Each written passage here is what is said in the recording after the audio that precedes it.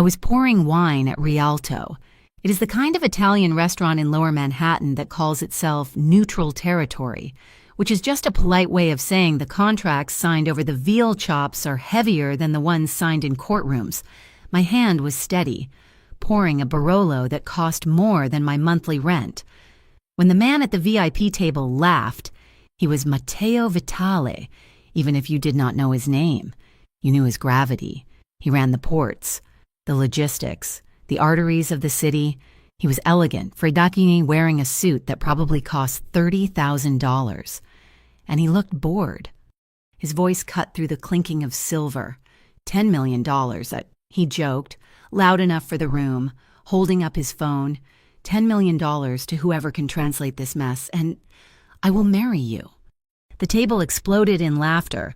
Sycophants, men who fed off his power, all grinning. The expensive suit across from him, a man from some American logistics firm, looked pale and confused. The translator Matteo had hired, a nervous man in a cheap suit, was sweating, staring at the phone screen like it was a bomb. I am Eva Lane. I am the shy waitress, the daughter of a dead postal worker from Queens. I am the woman who is supposed to be invisible. Just a pair of hands refilling water glasses, but the words left my mouth before I could stop them. They were not loud, but they were cold, and they were in perfect, sharp Italian.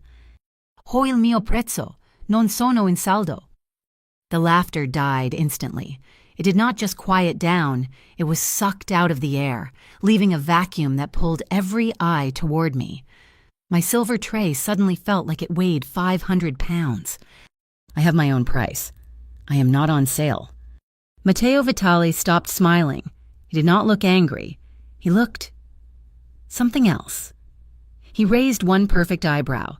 The hired translator, the nervous man, gathered his papers, mumbled an apology about a family emergency, and practically ran out the door. He knew he was finished. At that exact moment, phones buzzed around the table, the sharp electronic sound of encrypted emails arriving. The American businessman, the one looking pale, stared at his screen. His face went from pale to sick. I had not seen the screen of Matteo's phone. I did not need to. I had heard the whispers from the translator before he fled. I recognized the dialect. It was not just Italian, it was Neapolitan, mixed with the specific, coded jargon of the longshoremen. It was the language my mother used to whisper into the phone late at night. I knew what the email said without reading it. It was a trap. A penalty clause buried 3 layers deep in maritime code.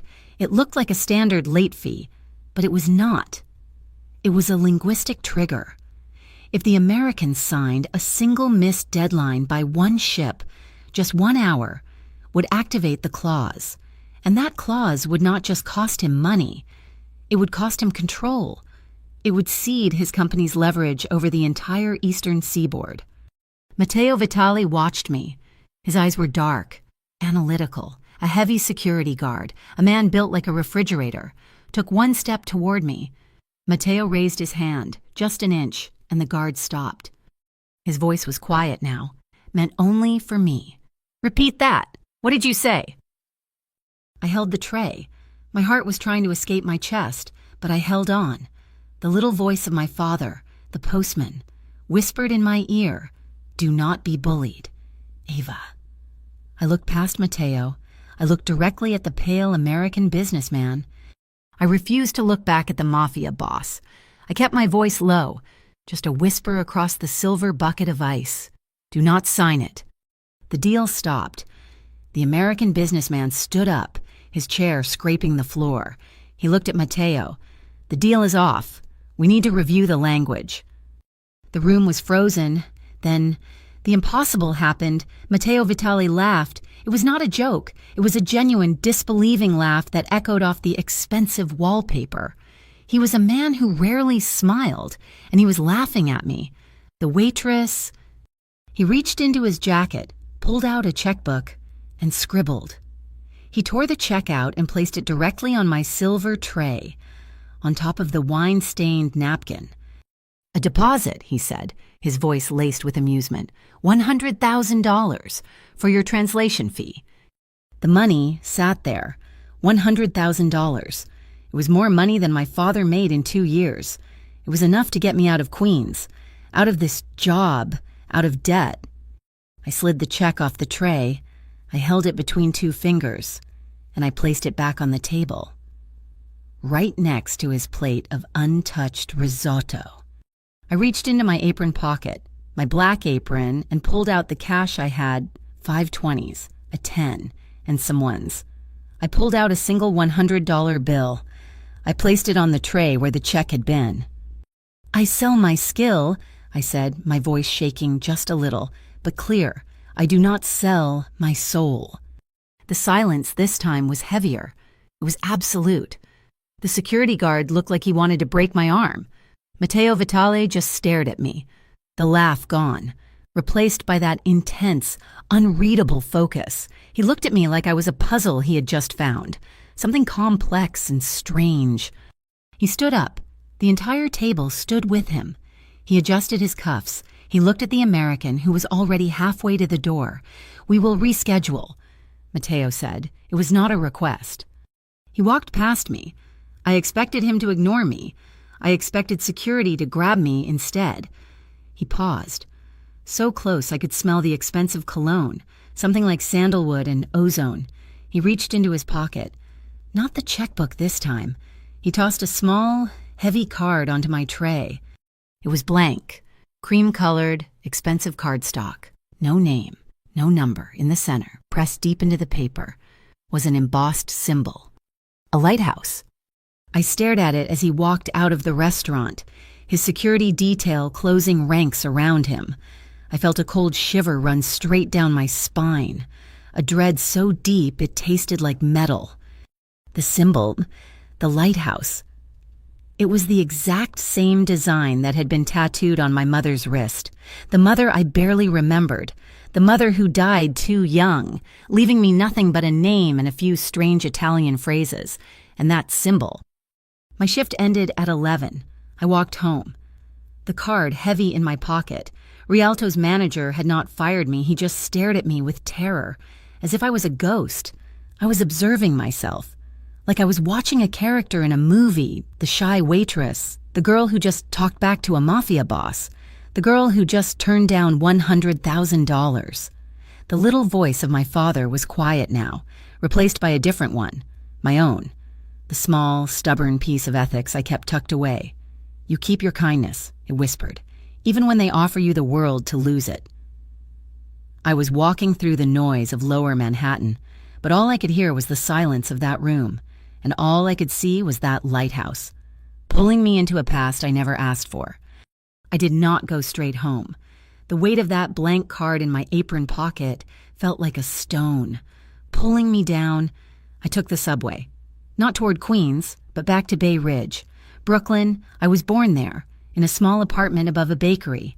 My mother, Lena, died when I was too young to form lasting memories of her face.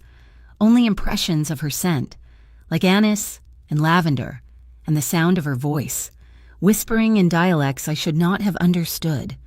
She left me 2 things. The first was a small, dented silver locket. The second was a shoebox filled with scraps of paper, napkins, receipts, the torn corners of envelopes. On them, in her elegant, looping cursive, were phrases, odd bits of Italian, street sayings from Naples, port jargon from Palermo, words you do not find in a textbook. I walked toward the Verrazzano Bridge, the cold air from the water biting at my face. I needed to see the water, the dark expanse that separated me from the lights of Staten Island. I pulled the locket out from under my waitress uniform. It was cheap silver, worn smooth by years of my own touch. I flipped it open. There was no picture inside, just the engraving on the front, a lighthouse. I pulled the heavy card Matteo Vitale had given me from my pocket. It was still blank, still heavy. I held the locket and the card side by side under the orange glow of a streetlight.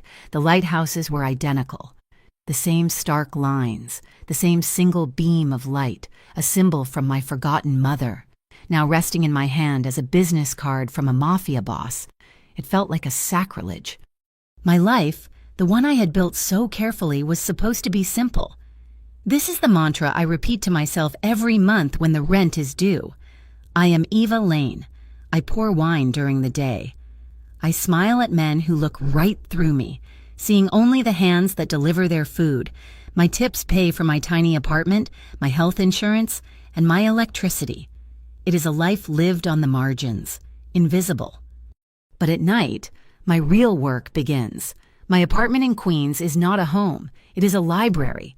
It is overflowing with borrowed textbooks, stacks of paper and language guides. I taught myself the clean, university Italian, and then I taught myself the messy, real dialects from my mother's shoebox.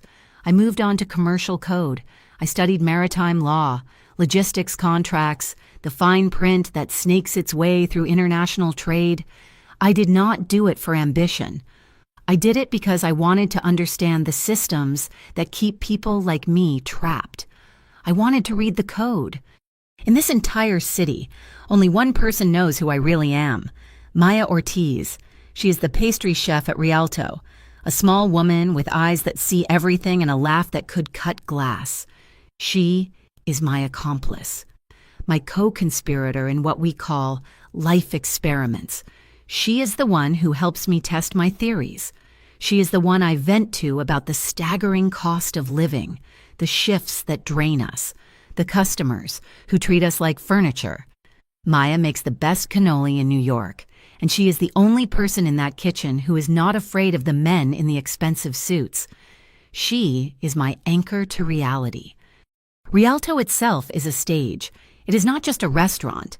It is a pressurized container where the rules of the outside world are suspended. It is neutral territory. That means the FBI agents can sit at the tables near the door, drinking their club sodas and watching everyone. They are the audience. But the inner tables, the dark booths cloaked in shadow, those belong to the longshoremen, the union bosses, the logistics men, the men like Vitale, who run the ports. They drink the wine that costs $400 a bottle. The only real law at Rialto is the one that keeps the machine of the city running no bloodshed. It is bad for business. I stood by the pier in Bay Ridge, the smell of salt and diesel filling my lungs.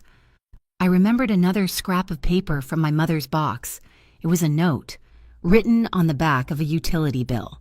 If you see the lighthouse, Eva, do not turn away. It guides when the shore loses power. For my entire life, I believed it was a metaphor, a poetic, immigrant way of telling me to be good, be the light in the dark. It was the guiding principle of my small, anonymous existence. It was the reason I did what I did. I have always used language to help.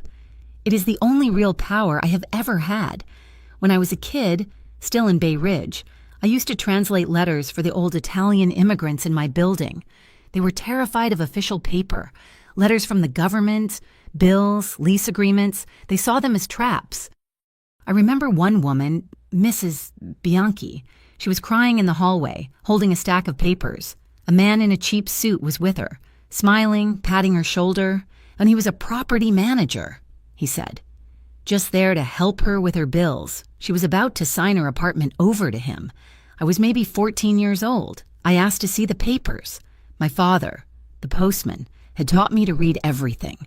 The man's smile tightened. I read the contract. It was not help. It was theft, pure and simple, hidden in dense legal English. I looked at Mrs. Bianchi, and in the Sicilian dialect my mother had scribbled on a napkin. I told her exactly what he was doing. I told her he was a snake. Stealing her home? She gasped. The man's face went purple. He started yelling at me, but I just stood there. I had read the fine print. He left. And Mrs. Bianchi kissed my face, her tears wet on my cheek. That day, I learned two things. First, I wanted to protect the people without a voice. Second, I learned that being kind is not enough. You have to be smart. You have to be naive about people's goodness, but cynical about their paperwork. I learned to listen to New York. Most people just hear noise, a chaos of sound. I hear information. The car horns are not random. They are the city's anxious heartbeat. The squeal of the subway brakes is the friction of the nervous system. And the sound from the ports, that low, constant thud of containers hitting the docks. That is the bass line. It is the rhythm of power. The sound of money and control, the sound of Matteo Vitale. And then there is me. I am the static in between. I have always had this deep, cold fear that I do not belong anywhere. I am too American for the old Italians who remember the homeland.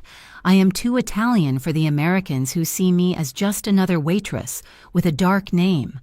I am the daughter of a postman, scraping by on tips, but I can read a contract that baffles a chief executive officer. I exist in the gray space between the poor and the powerful. I am stuck between the good I want to do and the gray world I seem to understand far too well. That was the life I had built. That was the truce I had made with the city. Tips, night shifts, worrying about my health insurance deductible, trying to get Maya to stop hiding hot peppers in the risotto for the rude customers. It was small, but it was mine.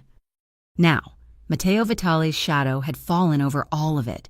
His $10 million joke, his impossible, blank card, that lighthouse. It was not just a metaphor for kindness anymore. It was a beacon, a real one, calling me back to a heritage I never accepted, a world of power and silence I had spent my entire life trying to avoid. But it was here. It was knocking on my door, and I had a sick, sinking feeling that it was not going to go away just because I refused to answer. The shore had just lost power, and my mother's lighthouse was flashing, bright and terrifying, right in my face. The day after I stood on the pier at Bay Ridge, my life was still just my life. I went to my shift. I smiled. I poured wine. I came home. I checked my mail. And there it was. It was not a bill or junk mail. It was a heavy black envelope, the cardstock thick as a door. No return address. My name, Ava Lane, was written on the front in perfect, severe calligraphy.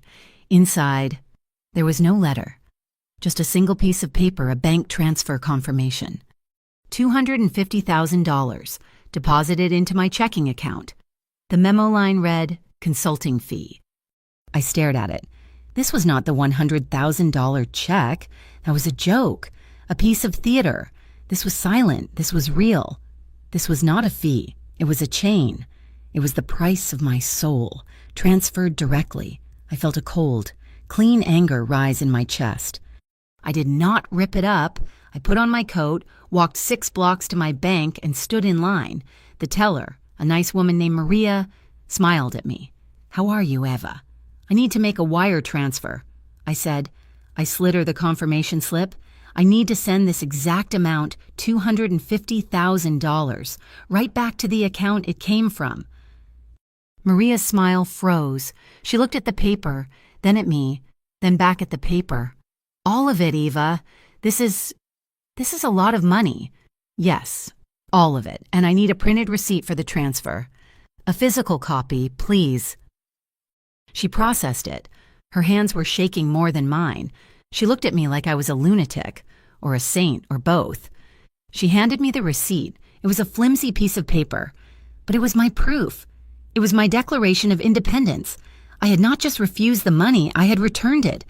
I had a paper trail. I walked out of the bank. The air in Queens felt different. The city noise, the background hum I had learned to read, suddenly had a sharp, discordant note in it. I felt it before I saw it, the feeling of being watched. I was halfway to the subway station. 2 men. They were not professionals. Professionals would have been invisible. These men wanted to be seen. One wore a plain green jacket. The other wore a gray hoodie, pulled up. They did not look at me. They just existed, always 20 paces behind me. I crossed the street against the light. They crossed. I stopped at a bodega to pretend to look at oranges. They stopped a few doors down to tie their shoes. My heart was not racing. It was hammering. A low, steady thud against my ribs. This was not a life experiment. This was real. I got on the subway. I stepped into a car. I watched through the window as they boarded. 2 cars behind mine. They were following me home. I got off at my stop. My keys already in my hand. I walked fast down my block. They were closer now. I could hear their footsteps on the pavement. I fumbled with the lock to my apartment building. A car pulled up to the curb.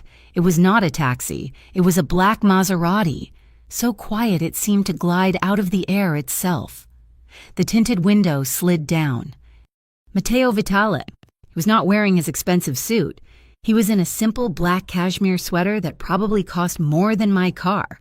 He looked bored. "Get in, Eva." I froze. I looked behind me. The two men, the green jacket and the gray hoodie, had stopped. They were just standing there, frozen, staring at the Maserati. They looked confused, and then they looked afraid. "I'm fine," I said, turning back to Matteo. He sighed, a sound of profound impatience. "No, you are not. You just stepped on the tail of the DeLuca group."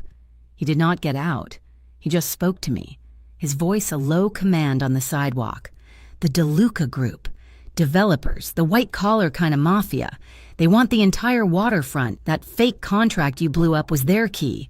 You cost them a lot more than $10 million. I looked back again. The two men were gone. They had not run. They had just evaporated. "So you are my bodyguard now?" I asked. My voice was sharp, a weapon I was not used to wielding. He almost smiled. "No, I am your creditor." My hand tightened on my purse, on the bank receipt inside. "I already returned your money." "The $250,000, I know. The transfer was impressive." He dismissed it with a wave. "That was not a payment. That was a test. This," he gestured to the empty sidewalk where the men had been, "is the consequence. My little $10 million joke at the restaurant. It was not a joke. It is a signal. In my world, anyone who can break a language trap like that, they get protection, and they owe a debt. I do not owe you anything. You do now. You just use my name to scare those men away, even if you did not know it. Get in the car. We need to talk." I looked at my apartment door. I looked at the black car. I got in. The leather was soft, and it smelled of sandalwood and power. He drove me to Rialto. It was 9 a.m, and the restaurant was closed, sunlight streaming through the windows, catching dust motes in the air. We sat at the same VIP table. He explained. The DeLucas were not brutes. They were worse. They used lawyers and shell companies. They bought politicians. They buried families in paperwork until they lost their homes. The waterfront project was their crown jewel. "And you?" I asked. "You are better." "I am a different business," he said simply. As he spoke, I heard a noise, a high-pitched, electric whirring. It sounded like a giant, angry mosquito. "What is that?" It was a drone, a simple quadcopter drone, the kind you buy online. It hovered right outside the main window, 5 feet from my face. It had a small device mounted under it. Matteo did not flinch, his security guard, the man built like a refrigerator, came out from the kitchen, his hand inside his jacket. Matteo raised one finger. The guard stopped. Thwack! A paintball. It hit the glass, exploding in a starburst of bright, thick, red paint. It looked exactly like blood. It was right at my eye level. I jumped, a small, involuntary gasp escaping me. The drone hovered for 1 second more, a mechanical eye staring at me, and then it zipped up and over the building. Matteo was watching me, not the window. A warning from DeLuca. I was staring at the red paint, but I was also staring at the sidewalk below the window, where the plastic shell of the paintball had fallen. I stood up. "They are sloppy," I said. "It is a threat, Eva. It is information." I walked outside, into the morning air. I bent down and picked up the small, curved piece of plastic. I read the tiny print stamped into it, a batch number. I pulled out my phone. I typed in the batch number, the paint brand, the distributor. It was not recreational paint. It was industrial-grade marking paint, sold exclusively by one factory supplier in New Jersey. I kept digging. The factory's parent company, a holding corporation, which was a subsidiary of DeLuca Real Estate Ventures. I read aloud from my phone. I turned and showed the screen to Matteo. He had followed me outside. They sent their own paint. They wanted you to know it was them, or they are just stupid. He looked at me, his face unreadable. You did that in less than 2 minutes. I sell my skill. I said. My voice was dry. The drone incident made the local news blog vandalism at a high-end eatery. The next day, a different kind of man found me. He did not send a car. He found me at the library, at my nighttime study carrel. He wore a suit, but it was cheap. Government issue polyester. It pulled across his shoulders. Miss Lane Agent Noah Kemp, FBI. He flashed a badge. It looked real. My stomach turned to ice. I'm just reading. You are doing a lot more than that. You are the waitress who stopped the entire Red Hook waterfront deal. He sat down across from me, his voice a low, earnest rumble. We know about the DeLucas. We have been trying to build a solid case against them for years. They are clean, on paper. We also know about Matteo Vitale. He slid a folder onto the table. We want to hire you, temporary language consultant. You help us read their code, the contracts, the dialect they use on the docks. In return, we give you full witness protection, a new life. And everyone was offering me a new life. I was starting to like my old one. Protection, I said. Everyone is offering me protection. I felt a strange bubble of hysterical humor. If fate is a bill, I'd like to pay in installments. I looked at Agent Kemp. He seemed tired, but honest. I have one condition. Name it. Money relocation. No, you are building a case against DeLuca. That is fine. But you do not use this as an excuse to round up innocent longshoremen from the docks. You do not arrest people who cannot read their own contracts just to squeeze them for information. You do not treat those families as collateral damage. Agent Kemp looked at me, genuinely surprised. That is your condition, not money. That is my condition. No innocent people. He nodded slowly. I can work with that. I was standing in the middle of a war I had not joined. The government on one side, the Mafia on the other, and me, the waitress, in the middle. Matteo called me that evening. He knew about the FBI. He knew everything. Do not trust them, Ava, he said. His voice was cold. Their protection is a holding cell. They will trade your life to make their case. And your protection is better. It is. Stay at my safe house, a penthouse. Guards you will never see. You will be comfortable. You will be safe. I will be your prisoner, I said. You will be my guest. I refuse, I said, and I hung up the phone. I went straight to Rialto, straight to the kitchen. Maya was there, covered in flour, punching down a massive ball of dough. I told her everything. She listened, her dark eyes sharp, never missing a beat. So, she said, slamming the dough onto the steel table, a mafia boss and the feds are fighting over you. My Eva. It is like a telenovela, but with more student debt. She stopped, wiping her floury hands on her apron. This is not funny, though. She went to her locker and came back. She pressed something small and hard into my palm.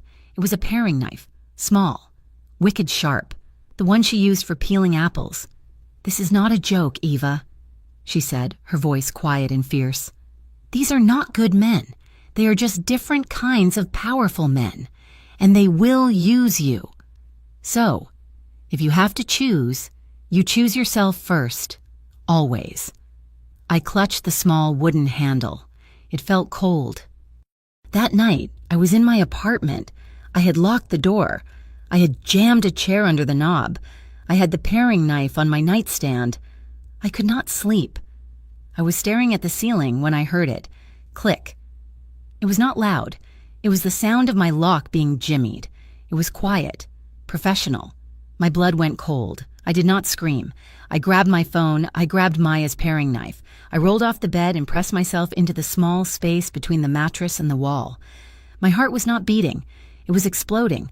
The door creaked open. A flashlight beam cut through the dark. A shadow of a man. He moved silently. He was not looking for me. He was looking for something. He started tossing my apartment, not violently, but methodically. He opened drawers. He went straight to my small, cheap jewelry box on the dresser. I heard the contents scatter. He was looking for the locket. He was looking for the lighthouse. My hands were shaking so hard I could barely dial. I pressed 911. I whispered my address and someone is in my apartment. I hung up. I stared at my phone.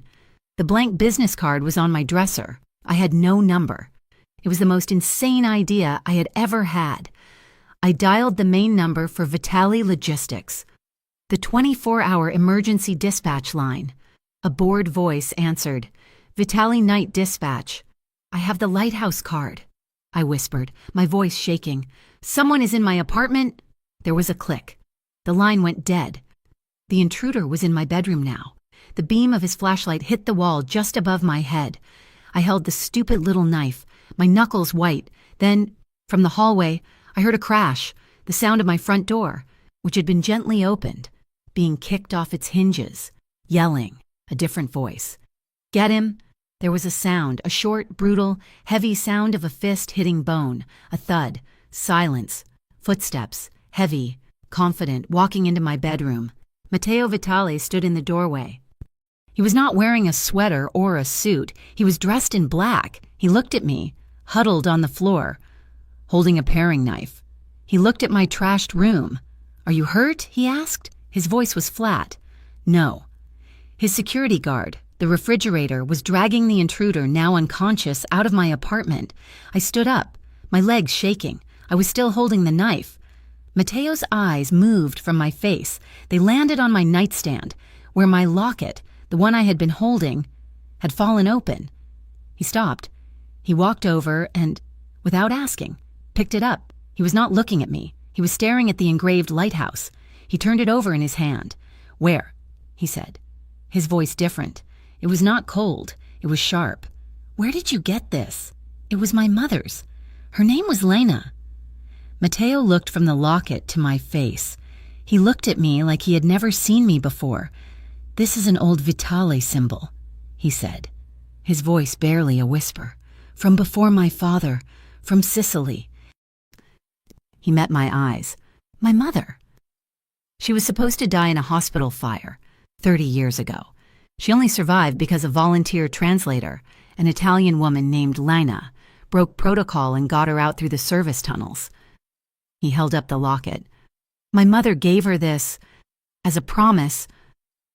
He stared at me. "Your mother saved my mother's life."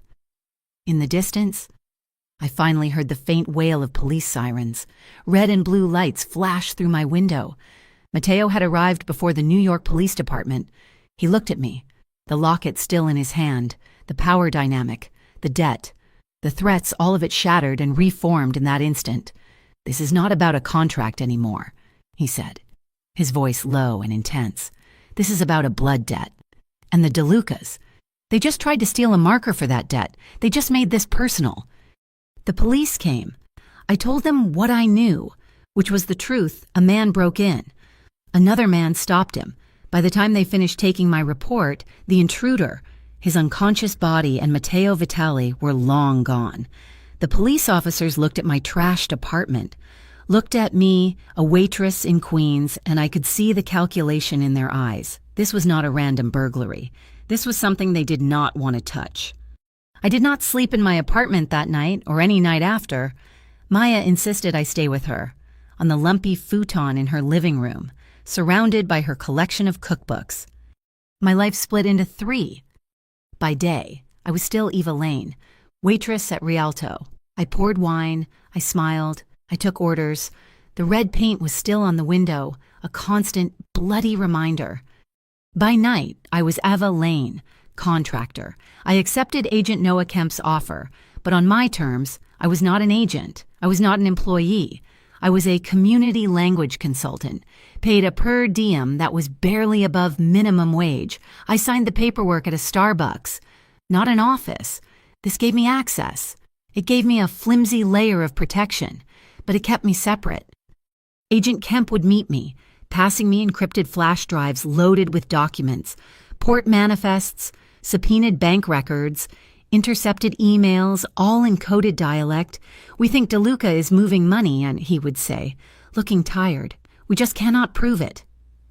And then there was the third Ava, the one who met with Matteo Vitale. He was playing his own game. He was not waiting for the FBI. He was waging a war of paper. He had unleashed his own lawyers, a silent army, creating a complex web of shell companies designed to intercept and dismantle Aurelio De Luca's waterfront deal. It was a mirror image of De Luca's own strategy. It was a chess match, played with corporate filings instead of bullets. The enemy, I was learning, was not just one man, it was a system. Aurelio De Luca was the public face, a sophisticated, handsome developer who appeared on local news channels talking about revitalizing the waterfront. He was always flanked by his lawyer, Karina Vale. She was a woman with blonde hair pulled into a severe knot and an icy smile that never reached her eyes.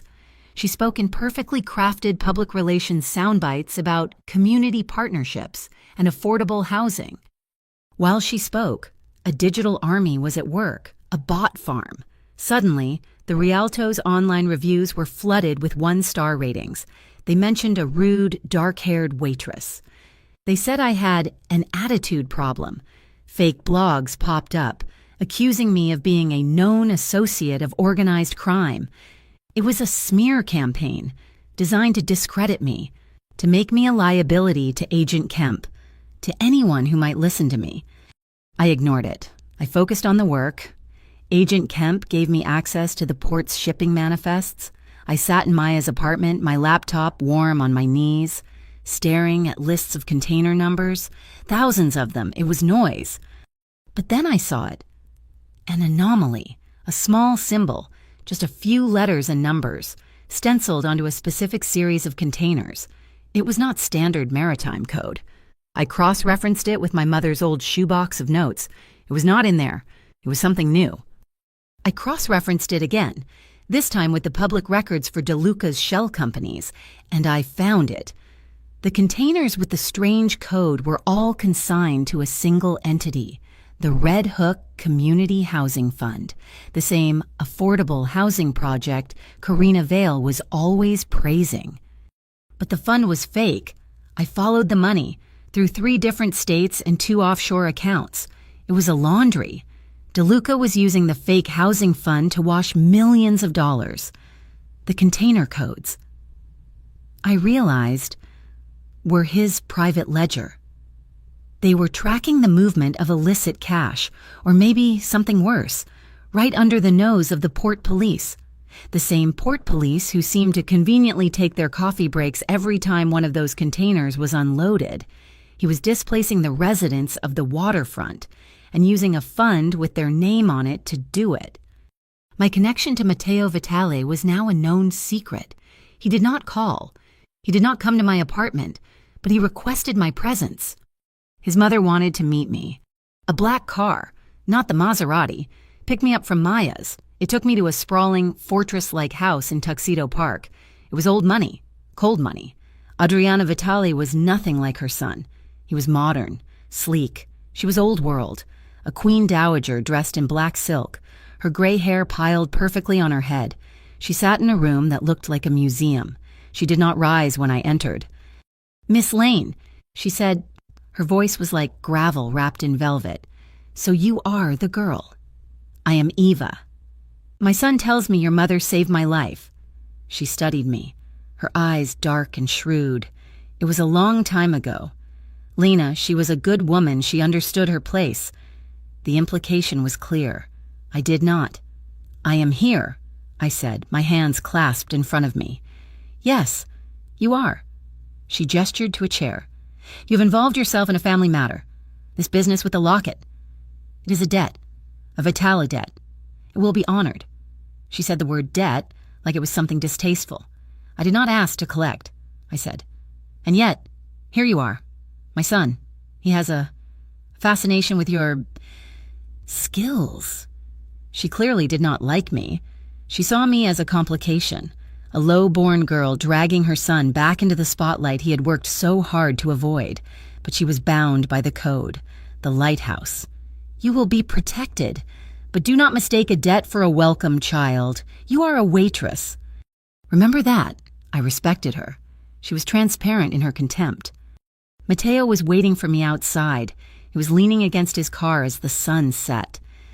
"My mother is traditional," he said, as if apologizing for her. "She's honest," I replied. He looked at me, the fading light catching the angles of his face. He was still holding on to that strange, dark amusement he had. "I am reevaluating my offer. Eva," he said. "I am not interested." "You have not heard it. My private translator. $10 million. He paused. "And a wedding in Venice." It was not a joke this time. It was a proposal, a business proposal, a way to bind me to him, to put me under his name, his protection, a golden cage. I looked at him, the most powerful man I had ever met, offering me a fantasy. "I'm still not for sale, Mr. Vitale," I said, my voice quiet. "But I'm willing to help the people you are all fighting over, the homeless, the tenants, the families on the waterfront that De Luca is trying to erase." His smile faded. He had offered me a kingdom, and I had handed him a social work pamphlet. "That is not my business," and he said. "It is mine." I meant it. The next day, I went to St. Brigid's, the old Catholic church in the neighborhood that ran a soup kitchen. I spoke to the priest. I put up a flyer, written in English, Italian, and Spanish. "Know your contract. Do not be fooled by the fine print. Free translation and legal reading. Wednesday nights, basement." My first class, 3 people came. The next week, 6. By the end of the month, I had 20 people crammed into the drafty basement, holding their rental agreements, their loan documents, their eviction notices. All from De Luca's shell companies. I taught them. I showed them the traps, the penalty clauses, the waiver of rights. It was a small, quiet act. In this war, it was the equivalent of building a bomb. It was kind, and it was dangerous. De Luca hit back, not at me, but at Matteo. A raid, a massive media circus of a raid on the Vitali container yards, the port police, even a few FBI agents. They had received an anonymous tip. Contraband, weapons. The news was everywhere. Matteo Vitali, under investigation. Agent Kemp called me, furious. This was not my team. This was a different unit, acting on a tip from the Port Authority. They are trying to squeeze Vitale. I was at my laptop. The documents from the raid spread across Maya's floor. The tip, it was too clean. It listed container numbers, shipping routes, arrival times. It was perfect information. It was a leak from inside Vitale's operation. I went back to the original contract, the one I had stopped at Rialto, the one with the Neapolitan dialect. I had been focused on the penalty clause. I had missed something. I read it again. And again, it was not just a contract. It was a map. Buried in the logistics boilerplate, in the coded port jargon my mother had taught me, was a schedule, a key. It was a back door. The leak was not a person. It was a piece of code, a Trojan horse buried in Vitali's own shipping software, and it was sending automated tips to De Luca, who was feeding them to the corrupt port police. It was designed to frame Matteo, to use the law to take him off the board. "I have to go," I told Maya. "I have to warn him. Eva, no. It is 9 o'clock at night. You are not his responsibility. He is being framed. This is my fault. I grabbed my coat. Maya grabbed hers. "Then I am going with you. You are not walking alone." We did not get 2 blocks from her apartment. A dark van, a windowless Ford, screeched around the corner and blocked the sidewalk. No plates. 2 men got out. They were not the clumsy watchers from before. These men were built, fast and silent. They moved with purpose. They were not there to scare us. They were there to take us. Maya screamed. 1 man grabbed her. I raised Maya's paring knife, the one I now carried everywhere. A Maserati slid around the corner, its headlights pinning us all in a high beam. It blocked the van. Matteo got out of the driver's side. He was alone. He was not wearing a jacket. He was not carrying a weapon. The 2 men froze. They still held Maya. "Let her go," Matteo said. His voice was not loud. It was conversational. The man holding Maya laughed. "Or what? Mr. Vitale, you and your waitress." Matteo did not look at them. He looked at me. "The leak," he said. "You found it. It is in your software," I said, my voice shaking. "A back door. It is a data map. It is framing you. Matteo nodded, as if I had just confirmed the weather. He looked back at the two men. Your boss, Aurelio, Matteo said calmly. He is smart, but he is not as smart as she is. He took a step forward. Tell your boss that the back door from Riccardi is now closed. The men's expressions tightened. They knew that name. Matteo continued, his voice as casual as if he were ordering dinner. And tell him that I know about the offshore account in the Caymans, the one tied to the housing fund. He recited an account number, the main account, the one I had found, the one I had not even told Agent Kemp about yet. The men stopped moving. This was not a kidnapping. This was an execution of a different kind. They had been sent to grab a waitress, and they had just walked into the middle of a data war they did not understand. The man let go of Maya. She scrambled behind me. Tell him, Matteo said, that if another hand is laid on either of these women, I will not send lawyers. I will not send data. I will come myself. The two men looked at each other. Their orders had changed. They got back in the van. It backed up, screeched a U-turn, and disappeared. I was breathing so hard I felt dizzy. Maya was clutching my arm. Matteo looked at us. He looked at the paring knife still in my hand. He looked tired. Riccardi was my head of logistics, he said. He will no longer be a problem. He had saved us. He had done it with no violence. He had done it with information. My information. I stood there, on a dark street in Queens, my heart hammering. I was beginning to question everything. My kindness, my little workshops. Had they been exploited? Had they put Maya in danger? I set a new rule for myself. Right there. I will help anyone who is being crushed by the fine print. I will help the families, the workers. I will not, ever, help evil legitimize itself.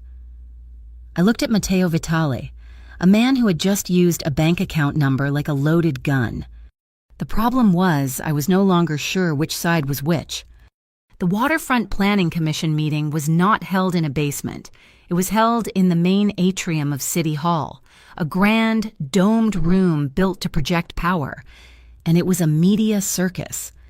Every local news channel was there, their cameras pointed at the stage.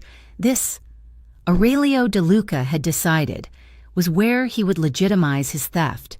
This was where the city council, dazzled by his talk of revitalization and tax revenue, would rubber stamp his plan to erase the waterfront community. I was there. I had been invited, a formal invitation, embossed with the city seal. As an official community language consultant, your presence is requested to ensure transparency for all residents. It was a trap, and Aurelio had said it himself. He wanted me on stage, under the hot lights, where he could discredit me publicly. I sat at a small table to the side, a pitcher of water and a microphone in front of me. I watched Aurelio De Luca, handsome and smooth in a perfectly tailored blue suit, take the podium. His lawyer, Karina Vale, sat behind him, her icy smile fixed in place. "We are," here Aurelio began, his voice resonating with false sincerity, "to build a better New York, a New York with clean, safe, affordable housing for everyone." He spoke for 10 minutes. He showed beautiful architectural renderings of glass towers. The council members nodded, the community members, the longshoremen and their families, the tenants from my basement classes, sat in the back rows, looking confused and defeated. Then he turned. His smile widened. But transparency is key, which is why we must address a difficult truth. There are forces working against this progress. Forces that profit from the old ways. He nodded to Karina Vale, a massive screen above the stage, the one that had been showing pictures of parks and happy families. Flickered to life. It was a video, grainy, shot from a distance. It was me. Standing outside the bank, a man in a dark suit, Matteo's man, was handing me the heavy black envelope, the one with the bank transfer confirmation. The video zoomed in on the paper. $250,000. The room gasped. Agent Noah Kemp, standing by the wall, went rigid. Aurelio's voice dripped with fake sorrow. "We have confirmed this transfer from Vitale Logistics. We are all deeply saddened to learn that Miss Eva Lane, our supposed community consultant, is, in fact, a paid operative for the Vitali crime family, sent to sabotage this vital project. The cameras swiveled from him to me. I was trapped in the sudden, blinding light, the bot farm, the online smears. It had all been leading to this. He was painting me as a paid liar. I stood up. My legs felt like water. I walked to the podium. Aurelio stepped aside, a look of faux pity on his face. "He is right," I said into the microphone. My voice was small, but the microphone carried it. The room went dead silent. "He is right that I received a bank transfer for $250,000. Aurelio looked confused. This was not part of his script. I reached into my pocket, not for the locket, not for the paring knife. I pulled out a single, flimsy, folded piece of paper, the receipt from the bank teller. "What Mr. DeLuca forgot to show you," I said, holding the receipt up for the nearest camera, "is the second half of the transaction, the one from 10 minutes later, the wire transfer receipt, returning every single cent, because unlike Mr. DeLuca, I am not for sale." Karina Vale's smile vanished. Aurelio's face tightened. "He tried to buy my silence," I continued, my voice getting stronger, colder. Why would he spend $250,000 to silence a waitress?" I turned to the screen. "Put up the zoning proposal," I said to the technician, "page 42, Appendix C." The video disappeared, replaced by a dense wall of text. "I am here to translate," I said. "So let me translate." I pointed to a line of text. "This line here, Community Impact Review Waiver, Section 4. It does not look like much, but in the specific legal code it cites, it means that for any tenant in a rent-controlled building, their lease is immediately voided upon groundbreaking. It means eviction for everyone." I pointed to another line, "and this Maritime Logistics Preference Clause. That sounds boring. What it means is that any business on the pier that does not sign an exclusive logistics contract with DeLuca's new shipping company, the one he founded last week in Delaware, will have their docking rights revoked. He's not just stealing their homes, he's stealing their jobs." I went on. For 5 minutes, I tore his proposal apart, line by line, translating the bureaucraties into plain, brutal English. I exposed every trap, every lie, every coded clause. The room was exploding. The families in the back were standing, shouting. The council members looked pale. The news anchors were talking a mile a minute. Agent Noah Kemp was on his radio. "We have him. We have him on conspiracy. Fraud. Move in. Move in now." His team started moving toward the doors. It was chaos. And in the chaos, my phone buzzed. It was a text, not from Mateo, not from Maya, from an unknown number. It was a photograph. Maya, she was in a dark space. Her mouth was taped. Her eyes were wide with terror. She was tied to a chair. Behind her, I could see the stenciled code on the wall of a shipping container. A new text came in, from Aurelio DeLuca. He was still on the stage, watching me, smiling. "Stop talking, Ava. Tell the federal agents to stand down, or the baker dies. Your move." My blood went cold, and he was not just a white-collar criminal. He was a monster. The FBI was moving in, but they were moving toward the stage. They were coming for Aurelio. If they arrested him, his men at the container yard would get the call. Maya would be dead. I had to stop them. I had to warn the right people. I grabbed the microphone. I looked past the cameras to the back of the room where a few longshoremen I recognized from my class were standing, looking confused. I spoke, not in English, not in clean Italian. I spoke in the old dialect, the Sicilian port dialect my mother had written on scraps of paper, a dialect almost no one used anymore. "The lighthouse is dark," I said, my voice ringing out. "The eastern crane is compromised. The innocent are trapped." It was not a call for help. It was a signal. It meant, the law is blind. Our own are in danger. Protect the innocent. The longshoremen looked at each other. They understood. They began to move, not in panic, but with purpose. heading for the doors. My phone rang. It was Aurelio. "You are not clever, Gout," he hissed. My other phone, the cheap burner I used for my classes, rang. It was Mateo. I looked at my laptop, which was open to the zoning proposal. I hit a key. I went to my phone's live streaming app, the one I used to broadcast my classes. I hit Go Live. The audio from my phone was now broadcasting to the world, patched into the City Hall feed.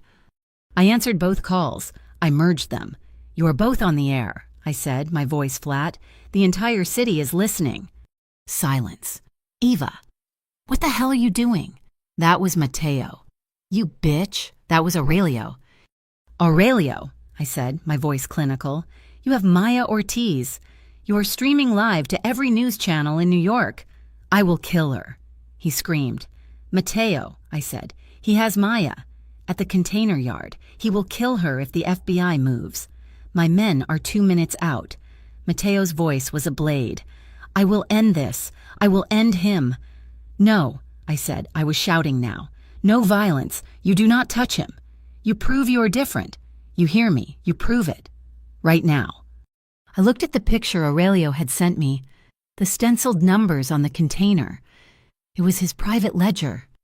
The same code I had broken before. I was translating their threats. Live. He says he will put a bullet in her head. "Mateo, you move. She dies. Tell him he is a dead man." Mateo growled. "He knows," I said. And as I spoke, I was typing the container code into the Port Authority's public tracking system. The system was slow.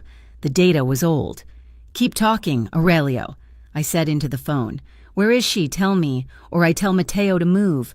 "You are bluffing," he sneered. "Am I—" My laptop screen refreshed. The container code. It had a GPS tag. It was active. Container 47B, Pier 9, North End. "1. He has her at Pier 9, I said, my voice clear, into the live feed. "Container 47B. He's there right now." I looked at Agent Kemp, who was frozen, listening to the feed on his earpiece. His eyes went wide. He started speaking into his radio, diverting his teams. "Mateo," I said, my voice pleading. "He is trapped. The feds are going. You do not need to do this. Get her out. Get her out clean." There was a long pause on Mateo's end. I could hear him breathing. I could hear the war inside him, the monster that wanted the fast win, the blood, and the man who had listened to me. "The lighthouse is dark," Mateo said, using my words. It was not a command for violence. It was a command for a rescue. "Secure Pier 9. Safe passage for the girl. No contact." The line clicked dead. What happened next, I saw on the news feeds later. Aurelio was waiting, his gun to Maya's head. He was waiting for Mateo's killers. He did not see the longshoremen. They emerged from the shadows of the yard, dozens of them. They did not attack. They just appeared. They opened other containers, creating a wall. They started a forklift, creating a diversion. They formed a human corridor, a safe path, and down that path. Agent Noah Kemp and his team moved in. Silent and fast, they had Aurelio in cuffs before he even saw them. He was arrested based on the live broadcast, the decoded GPS data, and the mountain of translated contracts I had given them. I saw Mateo when he was on the roof of a warehouse across the yard, watching the whole thing through binoculars. He had a man next to him, a sniper. His enemy was helpless, being led away in cuffs. It was the perfect moment to clean up the problem, to end the DeLuca threat forever. Mateo watched. He watched them put Aurelio in the car, and he gave a single, sharp shake of his head. No. He let the law take him. He turned. The monster inside him finally, terribly, leashed. I was outside City Hall, wrapped in a shock blanket. Maya was next to me, crying, safe, drinking hot coffee. A reporter shoved a microphone in my face. Eva Lane, what do you have to say?" I looked straight into the camera. My voice was raw. "New York is not for sale," I said, my words echoing across the internet, the tide of smear and hate turning in an instant. "The small people, they deserve to read the fine print. The chaos of City Hall faded. It was replaced by the methodical, quiet grinding of the legal system. Aurelio De Luca was in federal custody.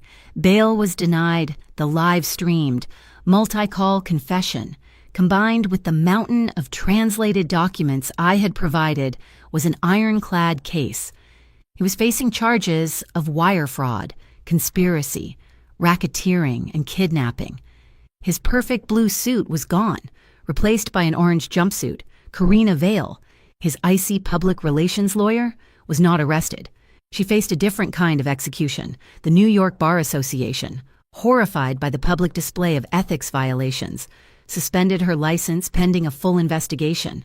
Her career was over, not with a bang, but with the quiet, devastating click of her name being removed from the firm's letterhead. The corrupt port police who had been on De Luca's payroll were suspended, their badges taken, facing their own federal investigation.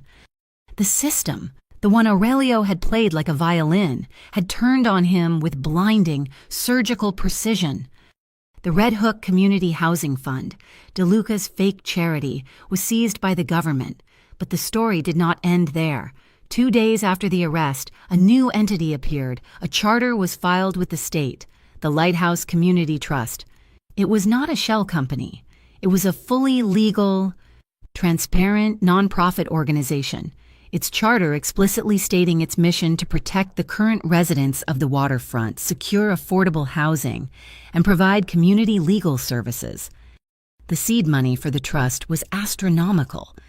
An anonymous donation, $10 million, enough to buy out the predatory contracts De Luca had issued, enough to secure the buildings, enough to fund my legal translation classes for the next 50 years. The donation was untraceable, routed through a bank in Switzerland, but I knew whose money it was.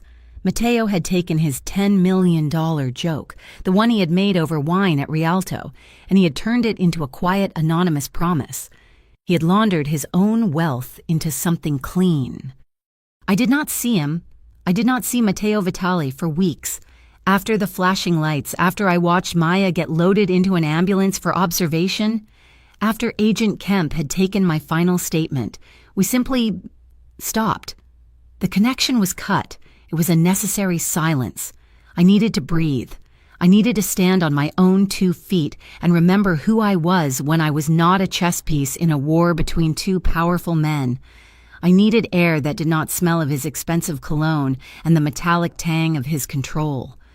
And he, I think, needed to learn how to exist without controlling the board. He had made a choice on that rooftop, the choice to leash the monster, to let the law work.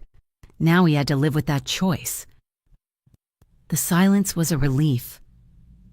It felt like breaking the surface of the water after being held under for too long.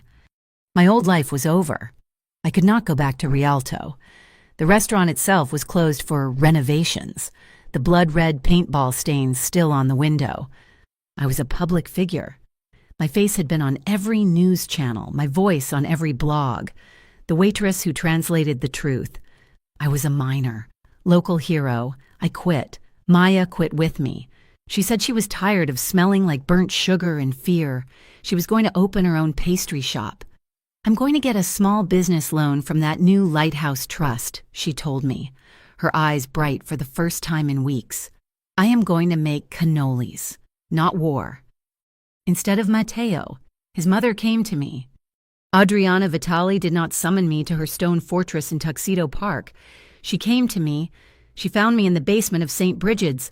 I was packing up my dictionaries and my maps. She stood in the doorway, a vision in black silk, looking impossibly elegant against the peeling linoleum and water-stained walls. Her security guard waited in the hall. "Miss Lane?" she said. Her voice was not cold this time. It was just quiet. "Mrs. Vitale?" I stopped folding a map of the port. She walked into the room, her dark eyes scanning the folding chairs, the old coffee machine. "My son, he does not know how to do things by half. He is intense. He gets it from you." I said. A tiny brief smile touched her lips. "Yes, he does." She reached into her expensive leather handbag and pulled out something. It was not a locket. It was an old photograph. The edges curled. The black and white faded to gray. She handed it to me. It was a picture of two young women, standing outside a hospital, smiling. One was clearly a younger Adriana, proud and sharp even then. The other. I drew in a sharp breath. It was my mother, Lena.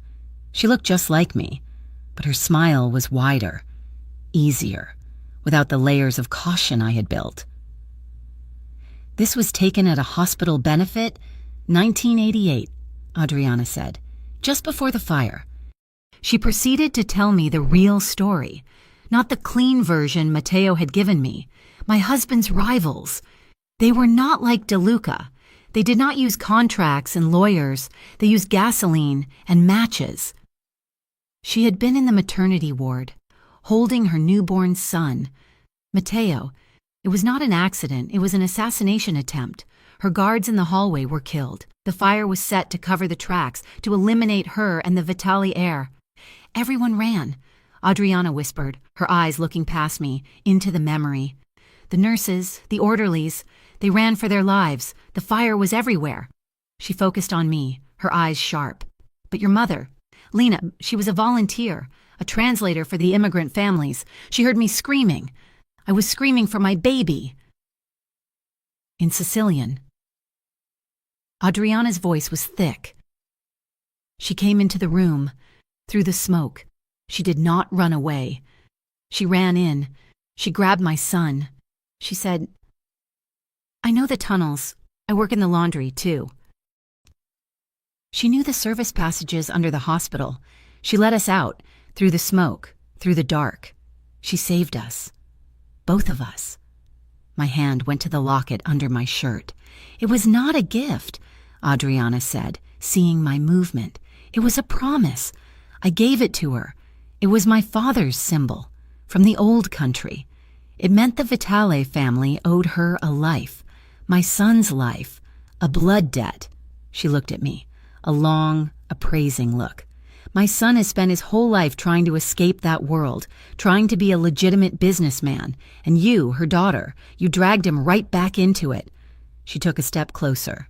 And you showed him how to win without firing a shot. You showed him a different kind of power. She touched my arm, her gloved hand resting lightly on my sleeve. The debt is paid, child, in full, by both of you. You have my thanks. She turned and walked out of the basement, leaving me alone, holding the picture of my mother, the hero. Life began to find a new rhythm. The noise of the city, which had been a constant scream of sirens and threats, softened. I began to hear the normal sounds again, the rumble of the subway under my feet, the distant horn of a ship coming into the harbor. The city was breathing again. Agent Noah Kemp met me for coffee, not at a library, not at a safe house, at a crowded coffee shop in my neighborhood. Lane, he said, sliding a cup across the table. He looked tired, but satisfied. DeLuca is pleading out. He will be gone for at least 20 years. Your testimony, your translations. It was perfect. You dismantled his entire organization.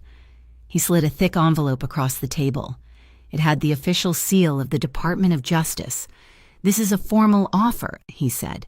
Senior language analyst, FBI, full-time, good salary, government benefits, a pension. It was everything my father, the postman, would have ever wanted for me. Safety, security, respectability, a government job. I looked at the envelope. I thought about the families in the basement, their faces lit with new understanding. I will accept, I said. Kemp smiled. Good, welcome aboard. On one condition, miss. His smile vanished. Lane, you and your conditions. Part-time, I said.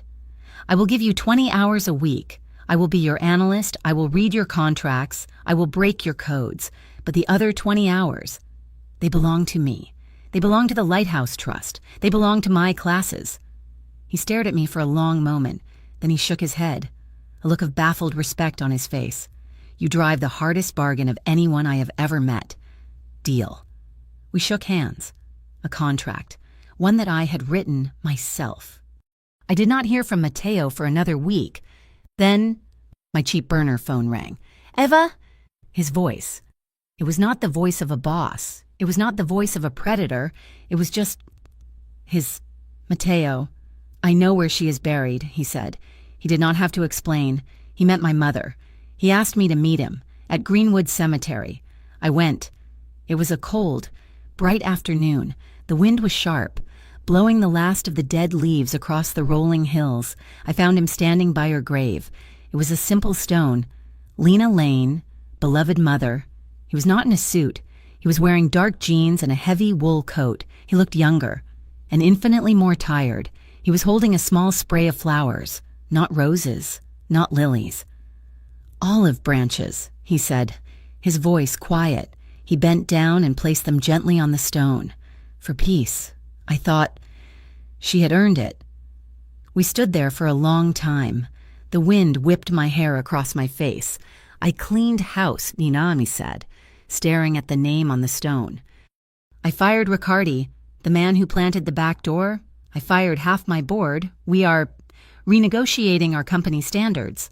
That is good, Matteo." He turned to face me. His eyes were dark, and for the first time, I saw no games, no calculations, just a man. "I'm not joking anymore. Eva," he said, his voice low. "The $10 million. The wedding in Venice. That was a joke. It was a test. It was stupid. I know. This is not..." He took a deep breath, the cold air misting in front of his lips. "I'm still a very rich man, and you are still the most stubborn, infuriating and honorable woman I have ever met." He looked from me to the grave and back. "If one day you ever decide to say yes to me, not to my money, but to me, that $10 million, it goes straight into the Lighthouse Trust, all of it, the day you say yes."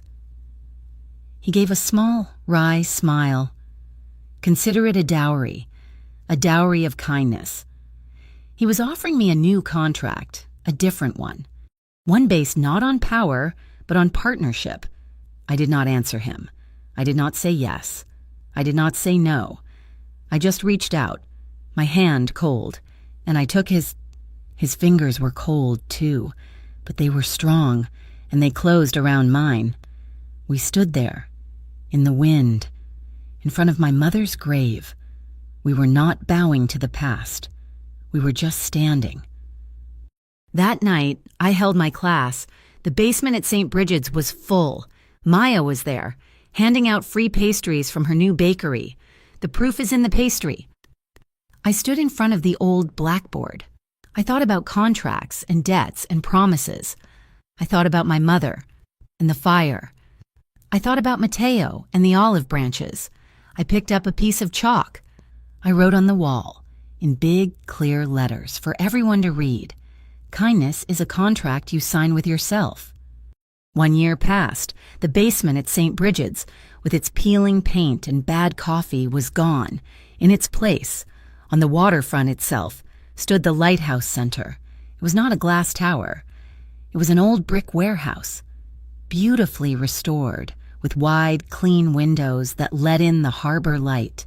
Inside the entrance, set into a simple frame behind thick glass, was my mother's locket, the dented silver, the worn lighthouse engraving.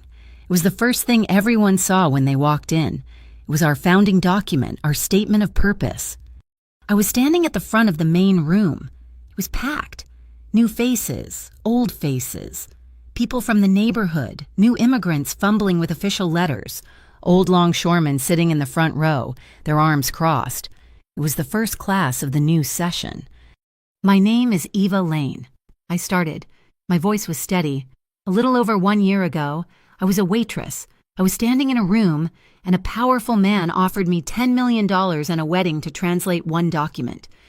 A few people chuckled. The story had become a piece of waterfront folklore. I smiled. Looking at the familiar faces in the crowd, Maya was in the back, leaning against a wall, covered in flour. She winked at me. I turned him down. I continued. "The room was quiet. I chose something else. I chose a kinder city. I chose a city where everyone, no matter where you come from or what language you speak, gets to read the fine print. The back door of the center opened, creaking softly. Matteo Vitale slipped in. He was late. He looked different. The sharp edges were still there. The expensive coat was still perfect. But he was no longer a man at war. He was just Matteo. He walked quietly up the side aisle as I continued my lesson, explaining the predatory clauses in payday loan agreements. He did not interrupt. He did not try to take control. He just stood in the back, next to Maya, and he watched me. When the class ended and the people had begun to filter out, bringing their questions and their paperwork to the volunteer lawyers, he walked up to me. "You are a very good teacher, Eva," he said. His voice was low, for me only. "You are late," I replied, stacking my papers. I had to pick something up. He reached into the pocket of his wool coat. He did not pull out a business card. He pulled out a small, worn velvet box. It was black, the color faded to gray at the corners, clearly ancient. He opened it. Inside, on a bed of faded silk, was a ring. It was not a diamond. I would have hated a diamond. It was an old gold signet ring, heavy and worn smooth with time, and carved into the flat face of it was a lighthouse. "It was my grandmother's," he said, his voice quiet. "From Sicily. She gave it to my mother." I stared at it. It was the twin of my locket, the same stark lines, the same single beam of light. "I'm still holding to my promise," he said. "The $10 million, the dowry of kindness, if you say yes." I looked up at him. I felt the weight of the last year, the fear, the fight, the truce. I was about to speak, to start my conditions, the ones I had been practicing in my head for months. But he raised a hand, his glove still on, stopping me. "But," he said, "I need you to know something first. The money. It has been in the Lighthouse Trust for the last 30 days. All $10 million. It cleared the bank last month." I was stunned. I could not speak, but I did not say yes. "I know." He looked at me, his eyes clear of all games. "It does not matter what you say today, Eva. The money was never a negotiation. It was a promise. I am here for your answer, not for your agreement to the terms. The terms are already met." I did not know what to say. The power dynamic, the one I had fought so hard to balance, the one that had defined us. He had just erased it. He had given me everything before I even had a chance to ask for it. "How?" I whispered. $10 million. The FBI. The Department of Justice. They just let you move that much money into a trust that I am co-running. A new voice came from the doorway. We did not just let him. We encouraged him. Agent Noah Kemp walked in. He was not wearing his government suit. He was wearing jeans and a leather jacket. He looked relaxed. He smiled at me. "Noah," I said, completely confused. "What are you doing here?" "Visiting my aunt," he said. He nodded toward the door he had just entered. Adriana Vitale walked in. She was not in her old-world black silk. She wore a sharp, modern black pantsuit. She looked at her son, then at me. I looked at Adriana. I looked at Noah Kemp. The name, Kemp, it was an American name, a non-Italian name. Your aunt," I stammered. Adriana smiled, a real, warm smile that changed her entire face. "My sister married an American, a federal prosecutor of all things. Noah is my nephew." My mind was reeling. I was trying to connect the dots. The FBI, the Vitale family. "You knew?" I said to Noah. "You knew who he was, who your aunt was, this entire time you were investigating." "Of course," Noah said, walking over to stand next to her. "I have been investigating the DeLucas for 5 years, but the law is slow, and my family has certain rules. We do not cross certain lines." Adriana stepped forward. Her gaze was soft. "The lighthouse. Child. It was a promise between 2 women, your mother, Lena, and me. We created an alliance, long ago, a vow that the law," she nodded at Noah, "and the underworld She nodded at Mateo. That we would find a way to protect the innocent who were trapped between us. That we would be the lighthouse when the shore lost power. She looked at Noah and then at Mateo. My nephew fights for the law. My son fights for the family. But I fight for the promise. I looked at the ring. I looked at Adriana. I was not a chess piece. I was not a complication. I was not a waitress they had stumbled upon. I was the inheritor, I whispered, the realization hitting me like a physical blow. My mother passed the promise to me. You were all guiding me, testing me. We were waiting for you, Adriana said, her hand resting on her son's arm, to see if you were your mother's daughter. And you are. You are the moral heir to the vow. I turned back to Mateo, and he was just watching me, waiting. He'd given me everything, and he had revealed the final truth. He had returned the power to me. I took a deep breath. I will marry you. His shoulders, which I had never seen slump, relaxed in a relief that was so profound it was almost invisible. But, I said, he smiled, a real, genuine smile. Of course. There are conditions. Yes. I was not a girl being saved. I was a partner. This was a contract. First, the Lighthouse Trust. You are a donor, but I am the director. Full public transparency. Every dollar accounted for. Every year. No secrets. Done, he said. Second, I stepped closer to him. A new vow, a moral clause, for us. I picked up a piece of paper from my desk, a blank sheet. I picked up a pen. You will sign it, with me. What does it say? He asked. It says we will never use violence when another choice is available. We will never use fear when kindness can do the work. We will always, always choose the clean win. We will be the lighthouse. He did not hesitate. He took the pen from my desk. That is the easiest contract I've ever signed. He signed his name. Matteo Vitale. I signed mine. Eva Lane. Our wedding was not in Venice. It was not in a grand cathedral. It was at City Hall, on a rainy Tuesday. The only people there were Adriana, Noah, and Maya. I wore a simple white dress I had bought for $100. He wore his best dark suit. We stood before a judge. We signed the legal documents. It was simple. It was quiet. It was binding. Afterward, we did not have a reception at Rialto. We went to the Lighthouse Center. We had funded a free dinner for the entire waterfront community. Hundreds of people were there, eating pasta and bread from Maya's new bakery. It was loud and warm and real. As we walked in, Maya, my maid of honor, ran up to us. "No rice in the center," she yelled, laughing, and she threw a huge handful of powdered sugar all over us. It went into Mateo's perfect black hair, onto his expensive suit, and I laughed. I laughed until I cried, as the sugar dusted my face. A few local reporters had shown up, the ones who had followed the story from the beginning. A woman with a camera pushed a microphone toward me. Eva, you got the money and the man. What do you have to say to the city now?" I looked at her. I thought about the first day, at Rialto, the check, the fear, the line that had come from my mother's soul, a line I translated 1 year ago. I said, my voice clear, my hand in Mateo's. I said, "I do not sell my soul." That is not just my line anymore. It is the first line of the Charter for the Lighthouse Trust. It is our mission statement. That night, we were not in a penthouse. We were not in a mansion. We were in my old apartment in Queens. It was the only place I had wanted to be. We were sitting on the fire escape, looking out at the city lights. The noise of the city was not a threat anymore. It was just a heartbeat. Mateo was quiet, his arm around me, shielding me from the chill. "The $10 million was a joke, you know," he whispered, his lips against my hair.